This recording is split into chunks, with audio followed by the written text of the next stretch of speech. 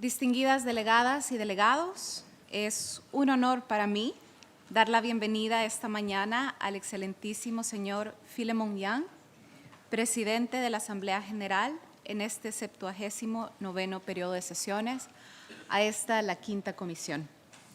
Le agradecemos su presencia entre nosotros, señor presidente. Quisiera darle la palabra para que se dirija entonces a los miembros de esta comisión. Thank you. Your Excellency, Griselda Araceli Gonzalez Lopez, Ambassador, Permanent Representative of El Salvador, the United Nations, Chair of the Fifth Committee. Mr. Abdallah Bashar Boum, Chair of the Advisory Committee on Administrative and Budgetary Questions. Excellencies, dear ambassadors, distinguished delegates, let me start by expressing my warm congratulations to you, Madam Chair, and the Bureau members on your well-deserved election. Your long experience on matters related to the work of this committee will certainly help to not just conclude the committee's work in a timely manner, but will also produce tangible outcomes in our common quest for progress on administrative and budgetary matters within the United Nations. I thank the Secretariat of the Committee for its effective support to the conduct of the Fifth Committee's business. The assistance of the Secretariat in the work and success of the committee is of utmost importance to all of us. I further thank the Advisory Committee on the Administrative and Budgetary Questions for its important and complementary contribution to deliberations of the Fifth Committee. The inputs of the Advisory Committee do indeed help the Fifth Committee in making well-informed decisions. This is very much appreciated. Excellencies, without a doubt, administrative and budgetary matters are the backbone of any organization. The United Nations is no exception. While the last decade has proven to be a difficult period for multilateralism, still, we have the duty to set aside political differences and continue working together towards consensus, as has been the tradition of the Fifth Committee, to keep this organization, I mean the United Nations, running smoothly. We cannot afford paralysis in administrative and budgetary matters because it will plunge the organization into crisis. I therefore appeal to you, wonderful Fifth Committee delegates, to collaborate and demonstrate utmost flexibility in order to reach an effective outcome in a timely manner. We count on all of you. I also encourage you to liaise with your colleagues in the thematic committees so as to be better informed on matters that come to you for ultimate administrative and budgetary decisions on behalf of the United Nations.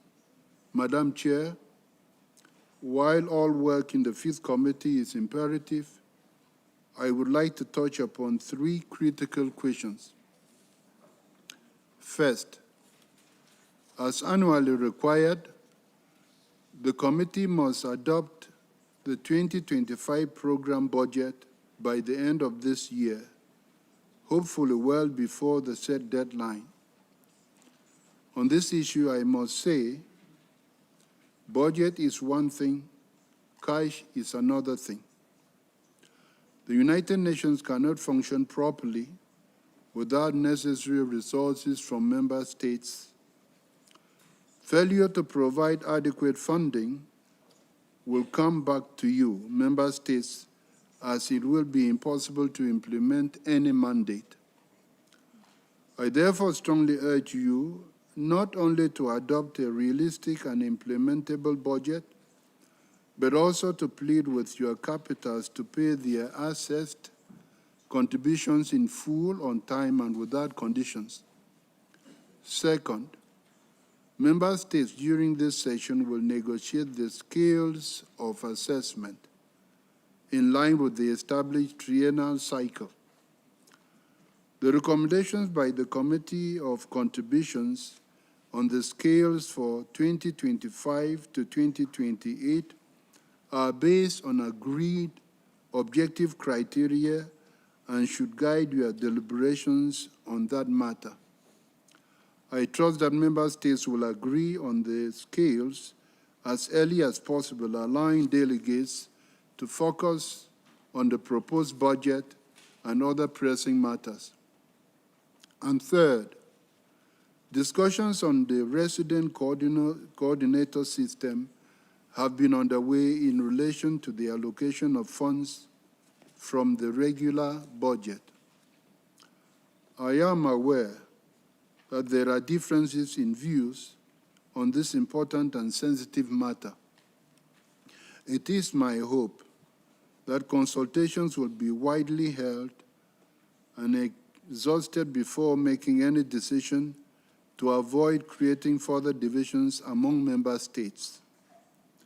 I encourage delegates to demonstrate maximum flexibility and commitment towards strengthening the United Nations system, keeping both effectiveness and accountability in mind.